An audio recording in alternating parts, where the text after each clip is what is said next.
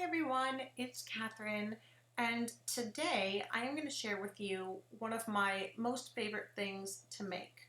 I have shared how to do all sorts of things with Silhouette Studio, and I've shared how to make inserts, and I have a couple more videos that I really want to do. But one of the things that I like to do more than anything else is actually make note sheets for my planner. I am a big fan. I always have sticky notes and note paper and that sort of thing.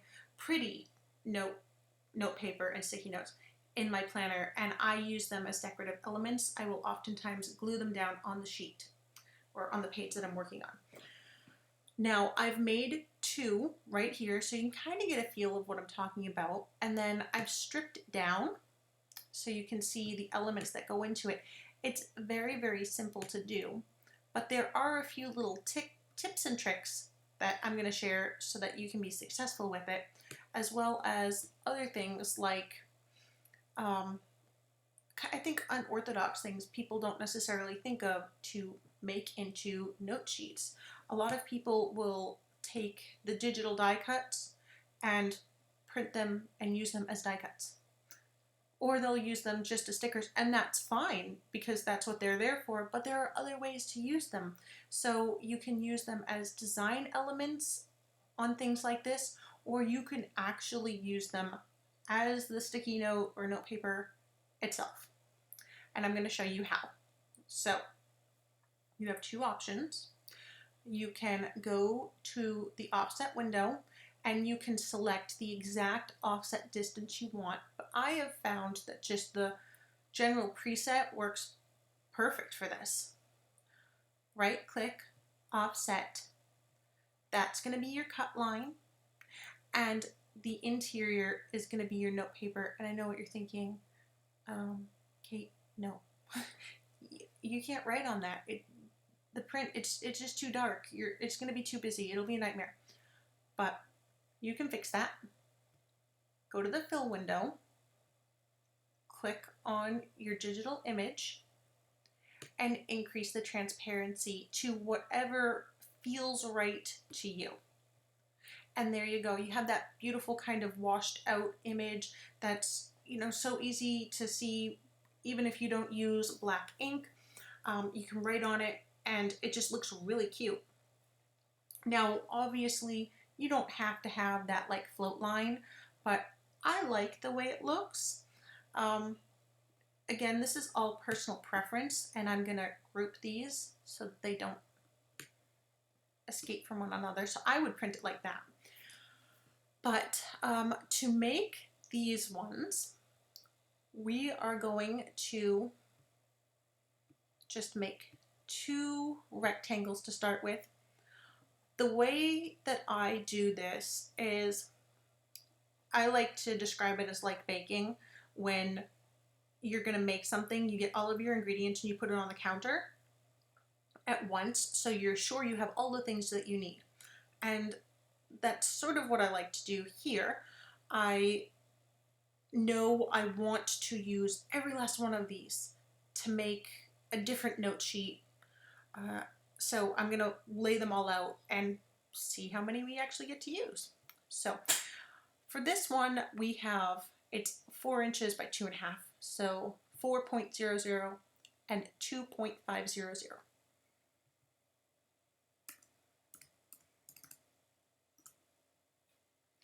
And then the height.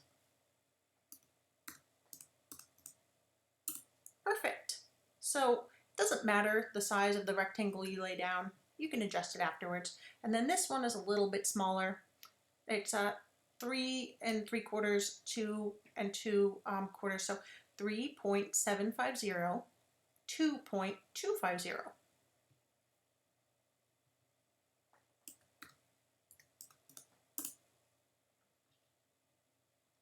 I just did that backwards, didn't I? Yep.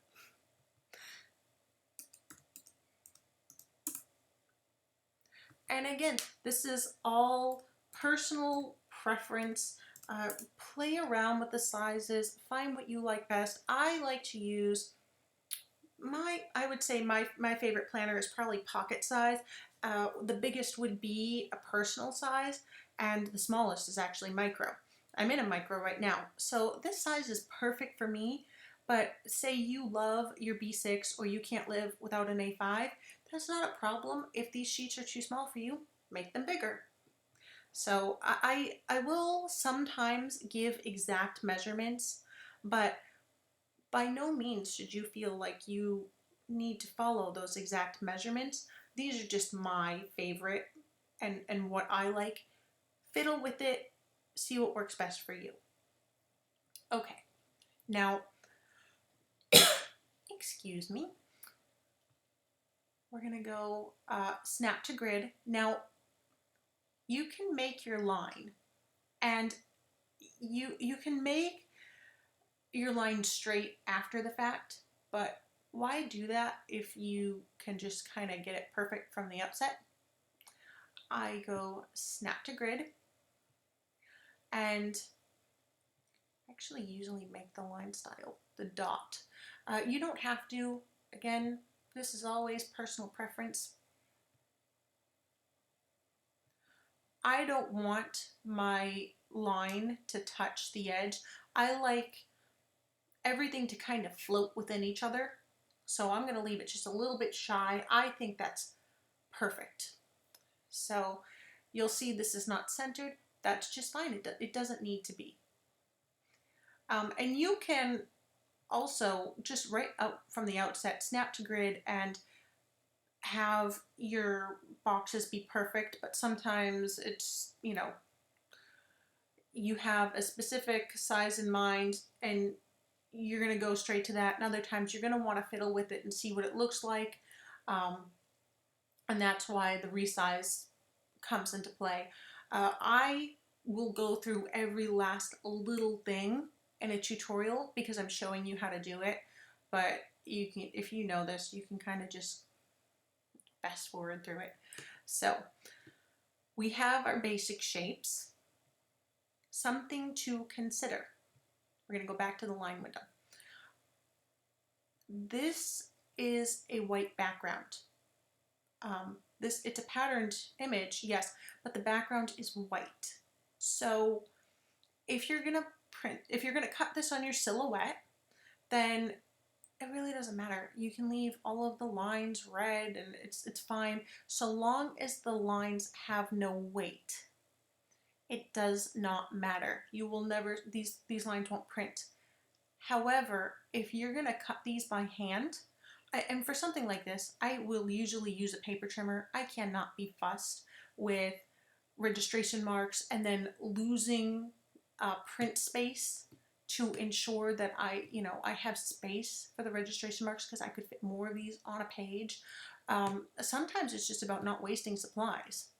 So I will, just the outside one, I will add a weight to the line. Now it's going to print red with that weight, and I don't want that. That's, if I still manage to mess up with cutting, it's a little too obvious, so I make it just a light gray.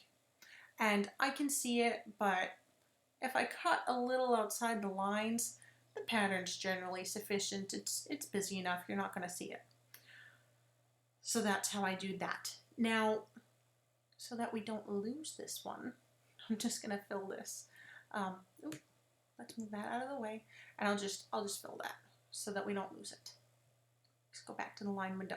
Okay, now sometimes when I'm designing, I don't want to see the line at all because I want to be able to fully visualize what my finished product is going to look like. So for this, I would just turn the line color off. It's that little cross hatch pattern. If you do white, then if you do this on a bold background, you're probably going to still see that line. So I just turn it off altogether. That's transparent. Okay. Now, I just mentioned that if your lines do not have a weight, they will not print. We need to add a weight to this. And over time, you'll develop a preference for what weight, like the thickness of your line. This, for me, you know, that's fine. And I'm just going to leave the color, the red for now, because we're going to add a pattern background, and then I'm going to decide what color I want based on that. Okay, so we are going to use all coordinating artwork. We are going to go find the Sunny Days kit. I've already put it in my software. Okay, we're going to fill. Let's see, we did these two. We could do another rainbow one. I think we're going to do something a little different. Yeah, that's fun. Okay. Then we're going to come over here. I'm just going to lay that on top so we don't lose it. And I am going to make this be white. Okay. Now, let's just move these two off to the side, shall we? Move this one up here. I'm going to center these both to, these are centered together and then to the page. I oftentimes like to work within the center of the page. I am going to increase the transparency here so we can still see a little bit of that watermelon background. Now, as you can see, the transparency of this one is significantly higher than the transparency here. And again, it's all about personal preference and what you want to see. With a background like this, it's a little bit busy, so I need this to be just a little bit more opaque. Let's see, that might be too much. That might be too little. Yeah, I think, yeah, 8 is going to be our magic number. Now, for this, again, it's personal preference. I am going to, what I like to do is I duplicate it so I don't have to start from scratch. And, you know, I don't know how many I'm going to make, so I tend to make it one at a time. Now,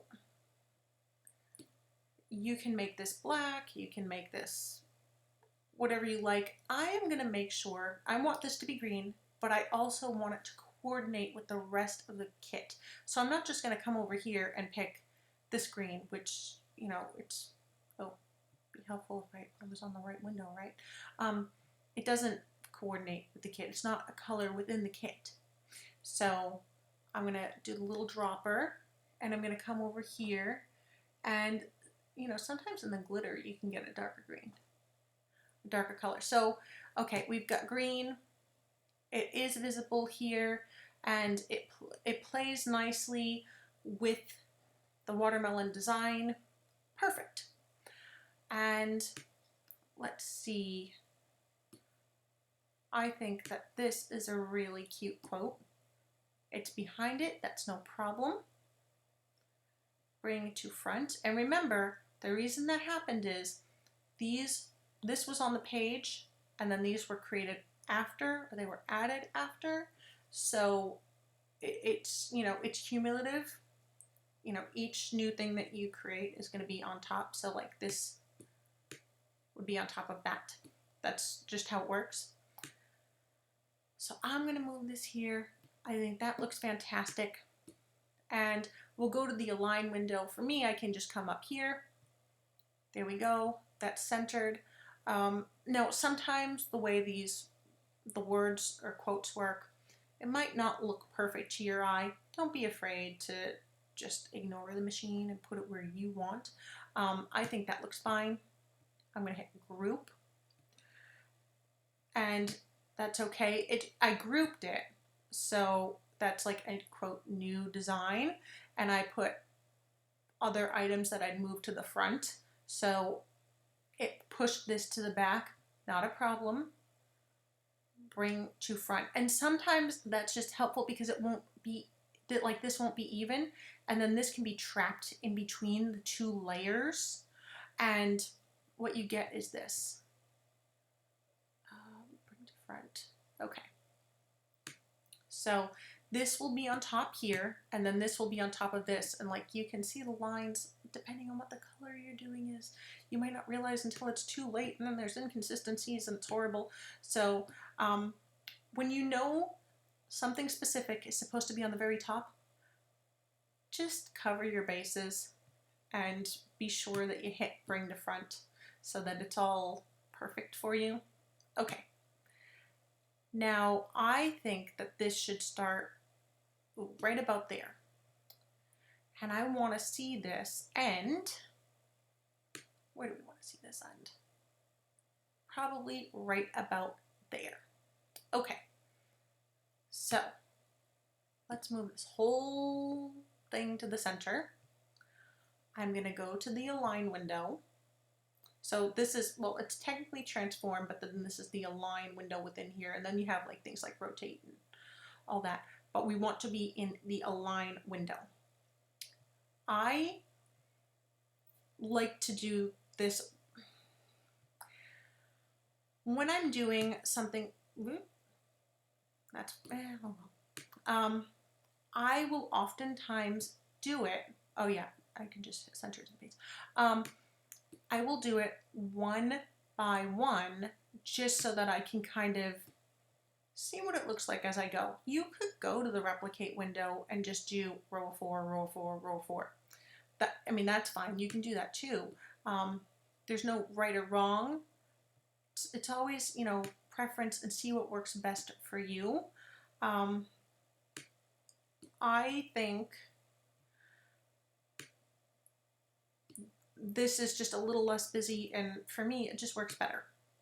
So I'm going to straighten them all out, and I am going to space them vertically. The top and the bottom won't change. This is going to stay 2.609. You can watch it, but the lines within that space will redistribute. Okay, so now they're all evenly spaced.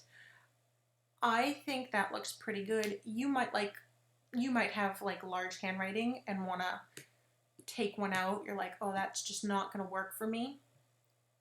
And so now you have a bigger writing space. Or you might have a really tiny handwriting, and I'm just going to put both of them in there, and you can kind of see how this will work.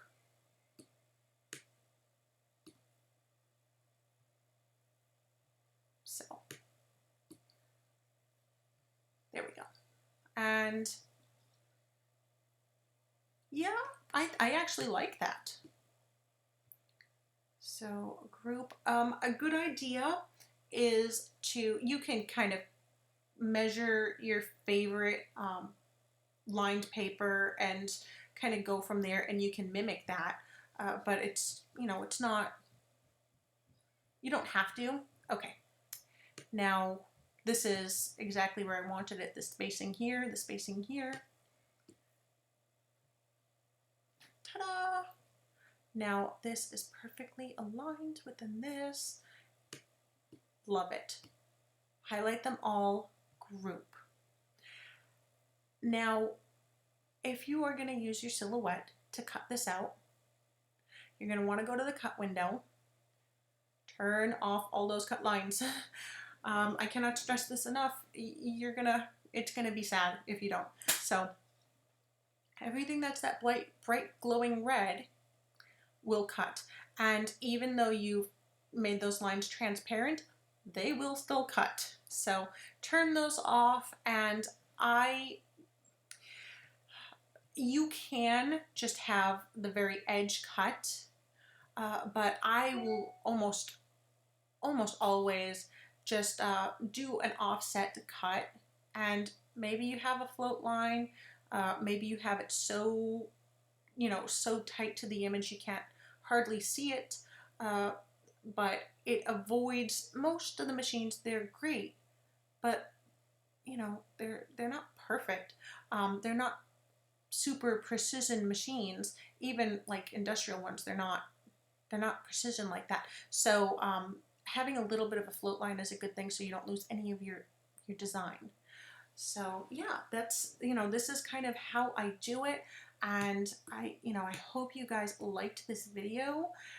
Questions, comments, as always, please leave them. I love to hear from you guys. All right. See you next time. Bye.